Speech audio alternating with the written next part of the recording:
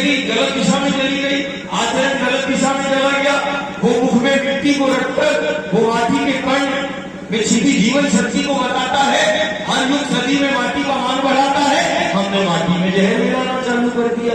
चरित्र देखो तो उमला हमारा, वो हर युग सदी में माटी का मान बढ़ाता है, माटी की महिमा माटी के मान को बढ़ाता है, माटी के लिए बलिदान हुआ, गुरु गोविंद को कहलाया, हमने माटी में जहर मिलाया और उसी के द्वार पर हाथ जोड़ के बोलते मेरे घर में परेशानी क्या है? अरे माटी में जहर हम मिला रहे, रसायन कीटनाशक हम मिला रहे, नर्मदा के जल में जहर कौन मिला रहा है? कोई सरकार, कोई शासन? माटी में जहर मिला के जिंदगी की बात करने वाला तू है, और माटी में जहर मिला के जीने वाला तू है। वो माटी को खाकर माटी की महिमा महत्व को बताता है, माटी का मान बढ़ाता है, माटी के लिए आता है। हम माटी में जहर मिला के जीने की बात करते हैं। जिस दिन माटी में जहर मिलाना बंद कर दिया, रसायन और कीटनाशक डालना बंद कर दिया, जहर मुक्त कर लिया, धरा और नर्मदा की सबसे बड़ी सेवा हो जाएगी। उसी दिन 70% नर्मदा का शुद्धिकरण हो जाएगा। गांव नगर के नाले मिल रहे हैं, कौन सी सरकार आएगी, कौन सा शासन आएगा जो नर्मदा के जल का शुद्धिकरण कर लेगा? हमारे आचरण के कारण नर्मदा का जल दूषित हो रहा है, हमारी जीवन शैली के कारण, गलत जीवन शैली के कारण मां नर्मदा के घाटों की दुर्दशा बनी हुई है। हम जिस दिन अपने आचरण और जीवन शैली को बदल लेंगे, नर्मदा का संरक्षण, संवर्धन और शुद्धिकरण उसी दिन हो जाएगा। मिट्टी में जहर मिलाना बंद कर दो, मां नर्मदा के 70% अमृत तुल्य जल को शुद्ध कर दो। हम रोज परिक्रमावासी से बोलते, जिस मां ने हमें जीवन दिया, जिसने सुख दिया, आनंद दिया, जो संपन्नता का आधार है, जिन पेड़ पहाड़ों ने जीवन शक्ति को धारण किया, नर्मदा की सबसे बड़ी सेवा हो जाएगी। यदि नर्मदा के तट के पेड़ पहाड़ बच गए तो समझना नर्मदा सुरक्षित है, वो तो अक्षय है। प्रलय महाप्रलय में जिसका अंतरिम वो नर्मदा है, सत्य है, जिसकी गुरु, जिसके श्री चरणों की स्तुति करते हैं और बोलते हैं शंकर तुझीय पाद पंकजम नमामि देवी नर्मदे। तेरे जल स्वरूप श्री चरणों की वंदना गुरु करते हैं। ऐसे चरण होने के बाद यदि गांव अगर संक्रमण और आपदा का शिकार है तो इसका मतलब है हमें अपने आचरण को देखना पड़ेगा।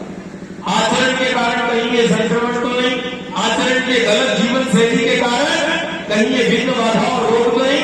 ये वही गांव नगर है नर्मदा के तट के जहां पूर्वजों ने तुम्हारी बीमारी क्या होती है पता नहीं था, अस्पतालों में मुंह नहीं देखे, और यही वो नर्मदा के तट है, अस्पतालों में पड़े हुए, किसी को कैंसर, किसी का हार्ट फेल, किसी का लीवर, किसी का किडनी फेल, किसी का शरीर काम नहीं कर रहा, किसी का दिमाग काम नहीं कर रहा।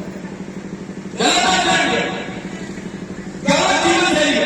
यदि जो मैं प्रत्येक परिक्रमावासी से रोज कहता हूं, अपनी संपूर्ण परिक्रमा में यदि एक वृक्ष भी यदि परिक्रमावासी लगाता है और तट और अन्य क्षेत्र से जुड़ता है तो 2 से 2.5 लाख लोग भक्त देवी परिक्रमा करते हैं।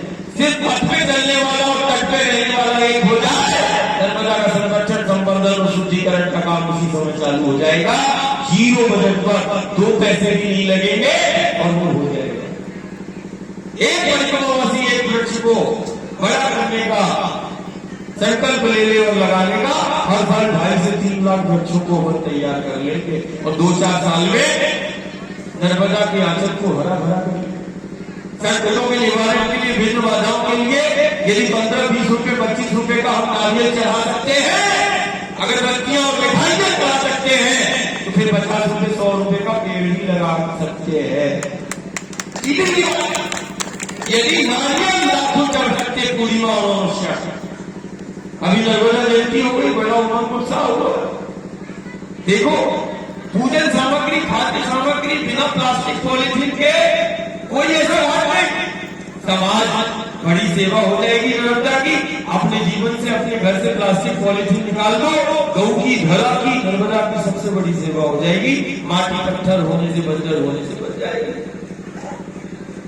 अब इसमें कौन सा शासन काम करेगा कि प्लास्टिक पॉलीथीन मिट्टी में जहर मिला रहे और हाथ नर्मदा के द्वार पर नहीं कौन रोकेगा भाई? माटी में भी जहर मिला के यदि तुम अन्न को पैदा कर रहे हो और तुम्हारे घर में वो अन्न है, तो तुम ये मान के चलना तुम अपने बच्चों को जहर देने का काम करते हो।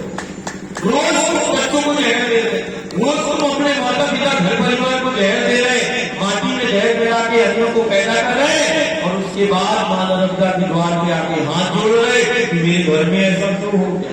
आचरण देखना पड़ेगा, जीवन शैली देखना पड़ेगा।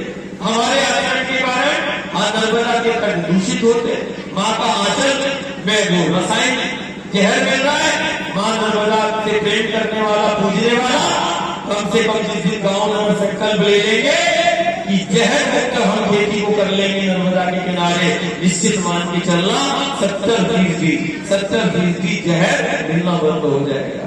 जिस